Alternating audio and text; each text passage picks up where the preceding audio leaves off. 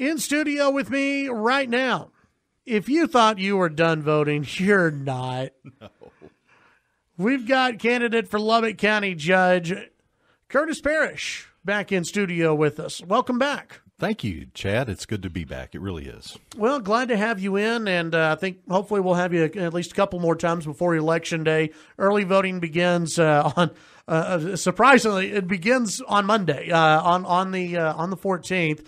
And Election Day. 1 week of early voting. Yeah. The 14th through the 18th, Monday through Friday, with actual Election Day being May the 22nd. So we're just a little less than 2 weeks now away from deciding this. Ready for this thing to be wrapped up, or how's that campaign gone? Because it is mixed into, of course, the municipal election, and there wasn't, at least publicly, not a lot of things were going on in y'all's race in this runoff until this week. Well, from our point of view, that was on purpose. We knew that there was a very important municipal election, very important school board elections, and we didn't want to be out there, campaigning on top of that. It was just too confusing. So we allowed and made sure that the municipal elections and the school board elections, so that the voters could adequately make their decisions based on that and not have the noise of another election. So this was done on our part very much on purpose.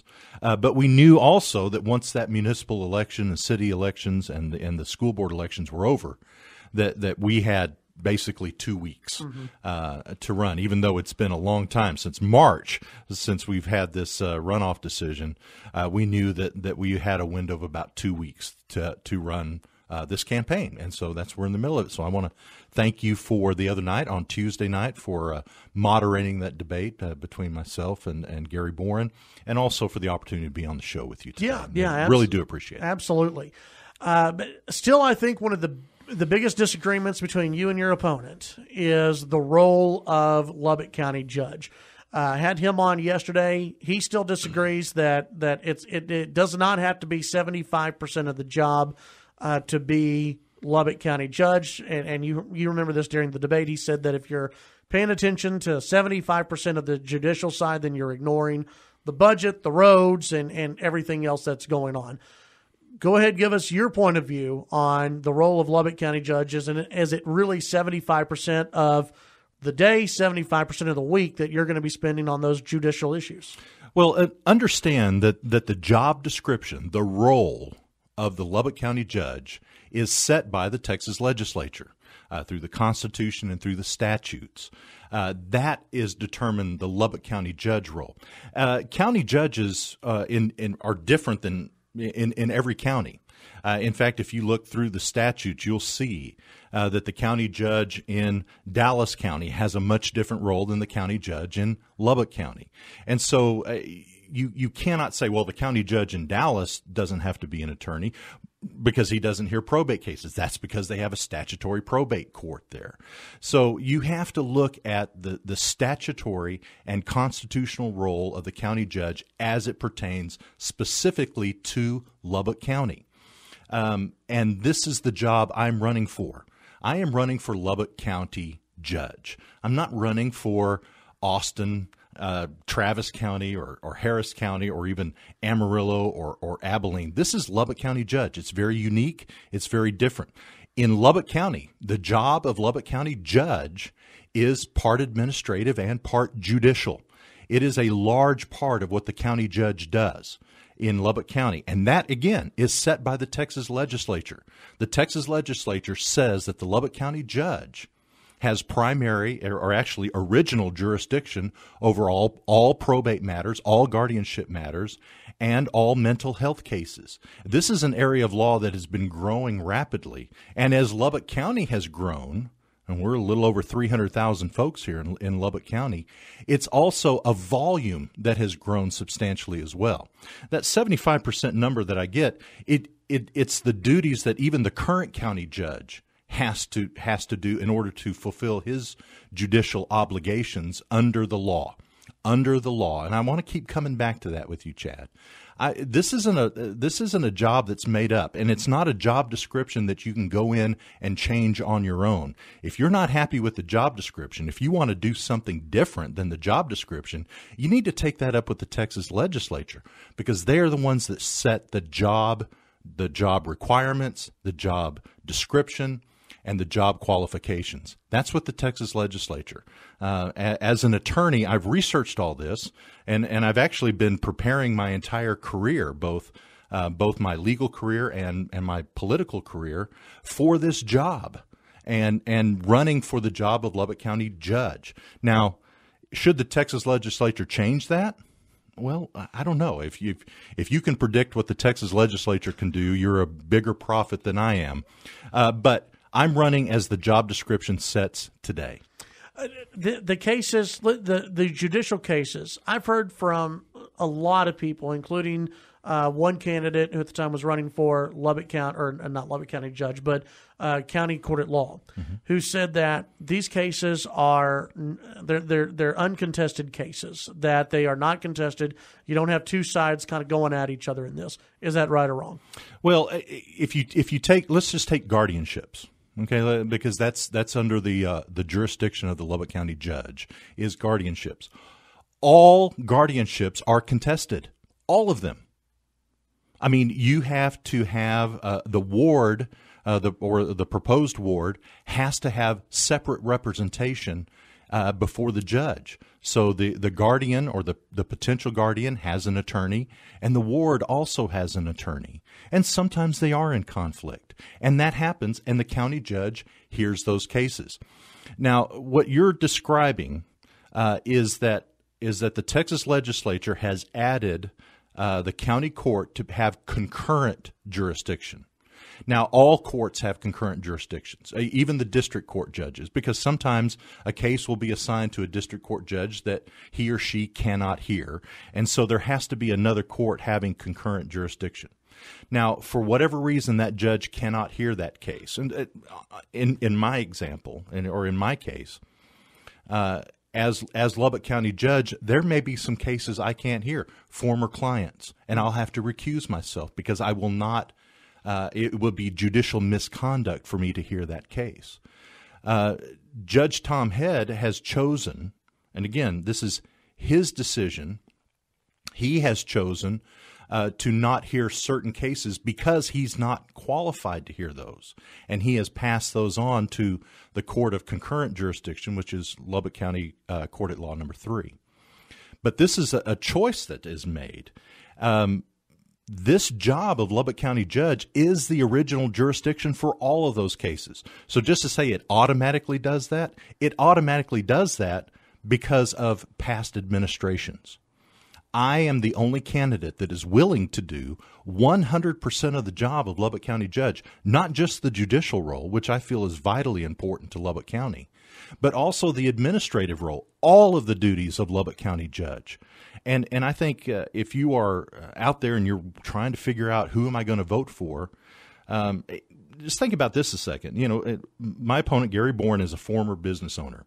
If somebody would have come into him and said, I'm here to apply for a job, and they said, well, here's your job description, and they look at the job and go, well, I can do about half or a quarter of that job, and I'll just pawn the rest of that job off to somebody else, would you hire that person?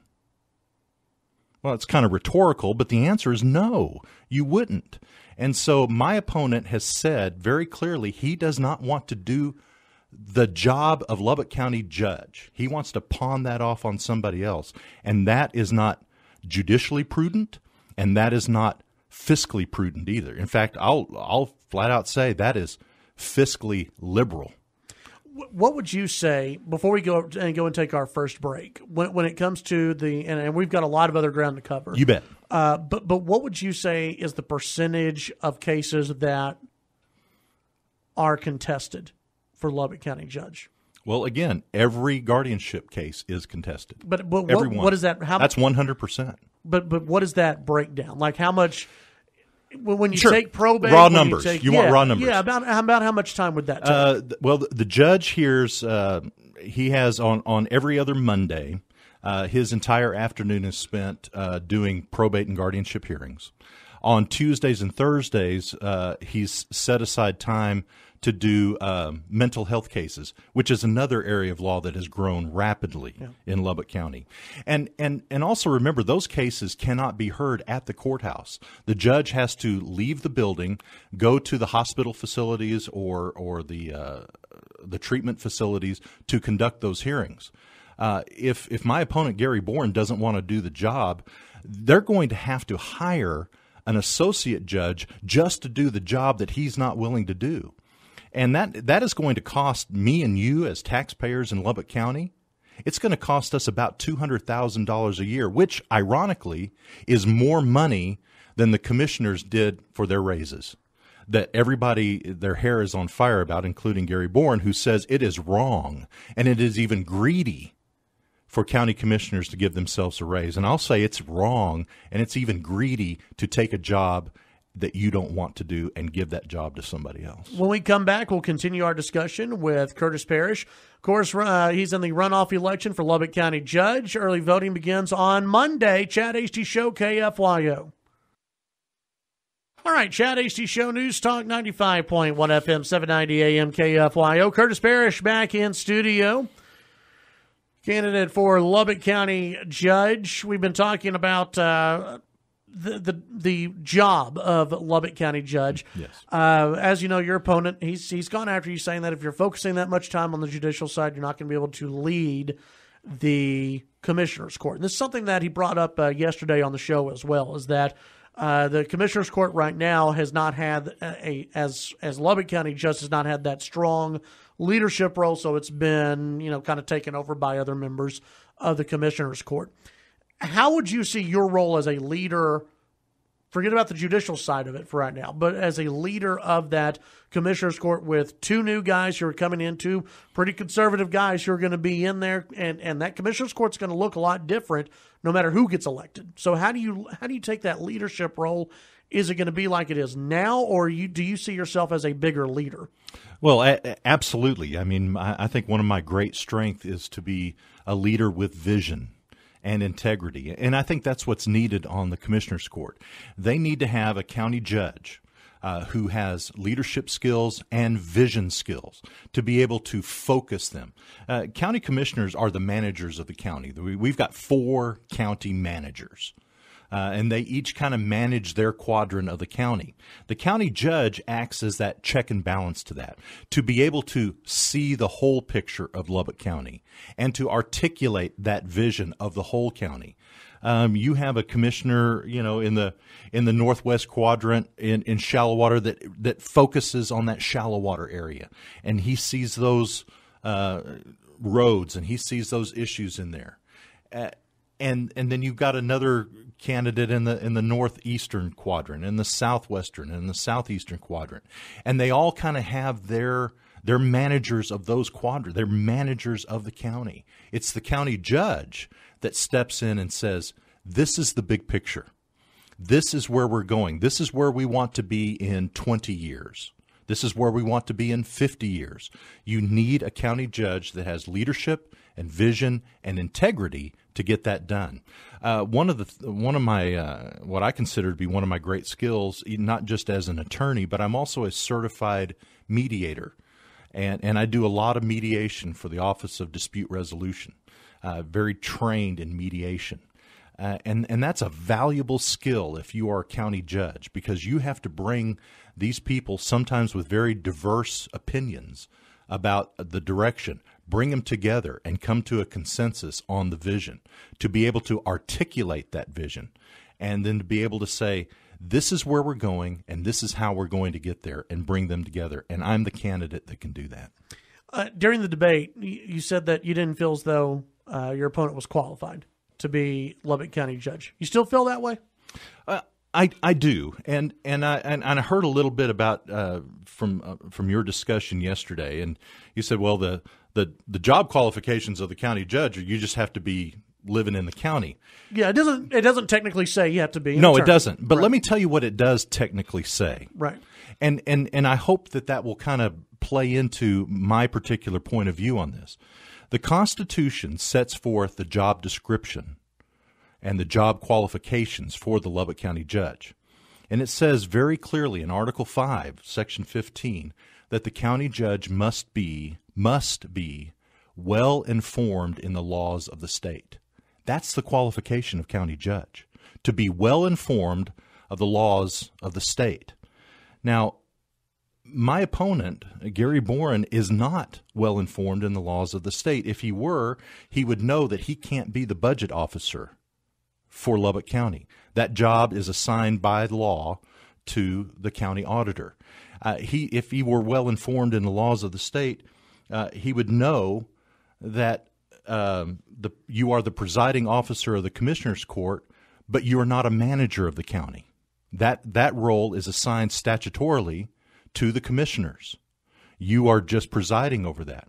If he were well informed in the laws of the state, he would know that the primary jurisdiction, the original jurisdiction for all probates, guardianships, and mental health cases in Lubbock County are in the county judge. If he were well informed in the laws of the state, he would know that. And that's not even counting the fact that you must be well informed in the laws of the state when it comes to probate matters and guardianship matters. And let me tell you how important that is.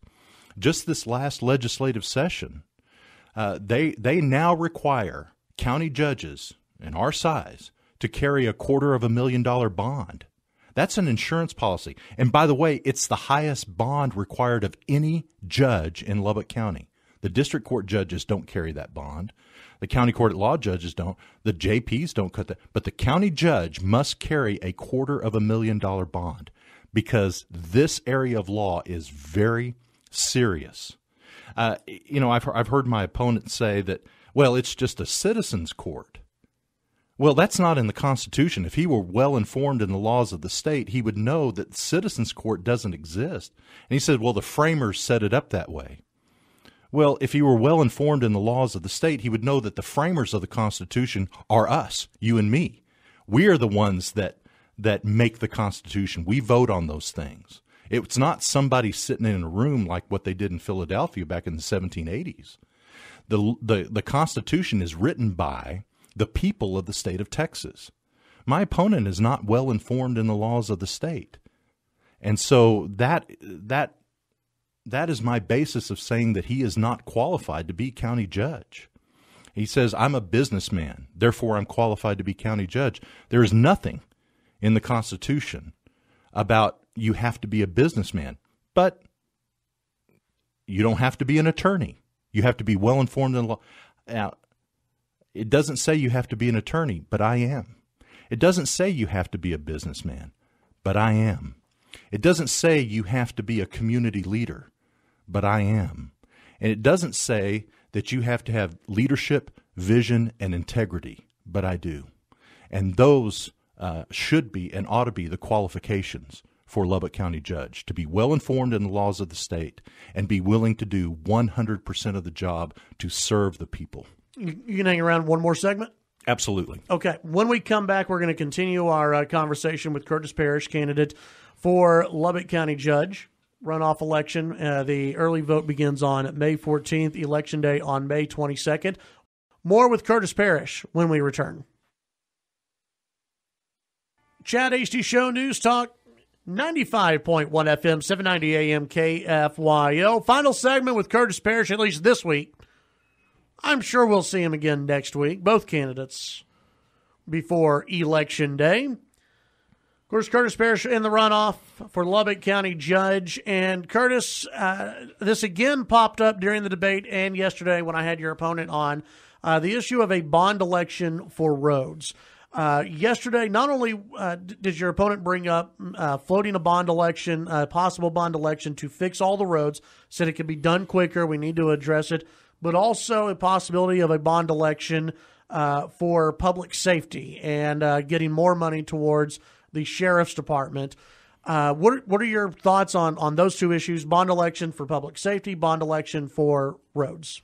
I am against bond elections. Absolutely. And in fact, that's liberal thinking. In fact, I'll tell you that, on one hand, Gary Boren says, I'm going to keep taxes low. And then in the same breath saying, but I want this big bond package for, whatever he wants to use that for. And that's going to raise your taxes. I mean, it is absolutely going to up your ad valorem tax to pay for that. I am completely against adding to the debt, especially pulling out the credit card and charging things to my children and grandchildren to pay for. This is not sound fiscal conservative budgeting. This is the liberal way. This is what they do in Washington. This is what they do at City Hall. It is not what we do in Lubbock County. Lubbock County has the 14th lowest tax burden and debt of any county. Of the 254 counties in Texas, Lubbock County is the 14th lowest. In contrast, the city of Lubbock has the highest debt of any city in the state of Texas. $1.5 billion in debt. That's a debt that my great-grandchildren will have to pay for. And I am not going to put Lubbock County in that same fiscal scheme that Gary Boren has done when he was on city council. Just run it up on the credit card. Just pay for it with bond money. That's liberal thinking. That's not conservative pay-as-you-go fiscal management. I am the only conservative in this race because I am the only one that will not raise your taxes. Gary Boren will raise your taxes. You elect Gary Boren, you're going to get higher taxes. I will keep your taxes low. As you know, a lot of people, when they look at county judge race or any race for county, county commissioner included, it's about roads. It's about public safety. That's what a lot of people think of. So, when Gary which is Boren, right, because those are the core values of Lubbock County. When he public brings safety up, and roads. When he brings up the bond election to actually, hey, let's get money to those roads. Let's actually do the repair. Might sound good to a lot of people. What is your plan? You talked about vision earlier. How do you get to Woodrow Road and some of the other roads and even public safety if there's a need on public safety? Well, I think Gary Boren, I know in a forum that we had a couple of weeks ago, he was talking about wanting to buy a helicopter. Well, in all my meetings with the sheriff, he's never said, I need a helicopter. In all my meetings with the sheriff, what he has said he needs is maybe extra personnel, patrols units, get boots on the ground. That's the best, most fiscally sound and more prudent thing we can do with our limited budget is to make sure that we've got the personnel that we need to keep us safe and secure in our homes and to fight the crime and drug trafficking and sex trafficking that we're seeing in Lubbock, and that's just breaking my heart. Right now in the budget, in fact, during the budget process this last fall, I was the only person in the public to attend both public hearings. And I can tell you that in this budget, there are $3 million that's appropriated for caliche roads for this budget. There's $6 million in seal coat. Is that enough?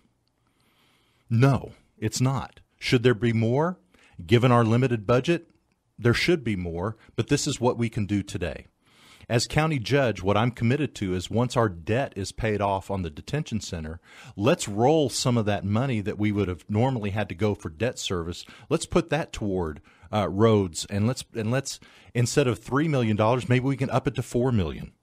Instead of a $6 million that we're going to allocate yearly for caliche and seal coat, let's allocate a little bit more and help out some of our people in our rural areas as well. Roads are a public safety issue. If we can't get adequate roads, then we can't get sheriff's protection into those areas. We can't get our rural fire departments in there. And it's an education issue as well. We can't educate our kids if they can't get out of their houses and get to school, and the buses can't get to their on those county roads to run them. So it touches all of those issues. But I am a pay-as-you-go conservative manager. And so I will tell you that my philosophy is I am not going to raise your taxes. We are going to pay this as we go. We're going to triage the areas that need our immediate attention, and we are going to fund our roads based on what we can do and our budgetary requirements now. We hopefully can do it with some extra growth, but we're going to live within our means. That is conservative budgeting. That's not liberal budgeting. Before I let you go, real quick, annexation. You know, it's been a big issue for the city of Lubbock. A lot of county residents who are probably worried about annexation at some point. I am one of them. You are one of them. Let's say the governor called you up, your Lubbock County judge calls you up and wants you to testify for a change to the state law that would move Lubbock County to Tier 2 status, to where it would require a petition or vote to be annexed by the city of Lubbock. Would you, as Lubbock County judge, support that? What I would support, it even in the immediate, is that the citizens themselves can change their tier. If there is a petition put together by the citizens, we can have an election to change Lubbock County from Tier 1 to Tier 2. Right. And then put all of those harsh requirements for annexation onto the municipality that wants to annex, whether it be Lubbock or Shallowater or Wolforth. I believe Wolforth and Lubbock are the only two entities that have done any annexation in at least in the last 30 years that I know of. So, we can do that on our own right now. And if and I will say if one of our local legislators, whether it be Senator Perry or Representative Frulo or Burrows, wants the county judge to come and help them to pass a particular piece of legislation, whether it be for annexation or whatever, I think the county judge, as the voice for Lubbock County, ought to partner in with them on those issues. It's when you get off the reservation and start testifying on things that have absolutely nothing to do with the county, that's when you get in trouble, and that's when you start working on your own special interest and not the interests of the people of Lubbock County. I will be the voice for Lubbock County, and that you can absolutely assure of. Curtis Parrish, as always, appreciate your time. We'll visit with you again next week. Sounds great. Thank you. Chad Hasty Show, KFYO.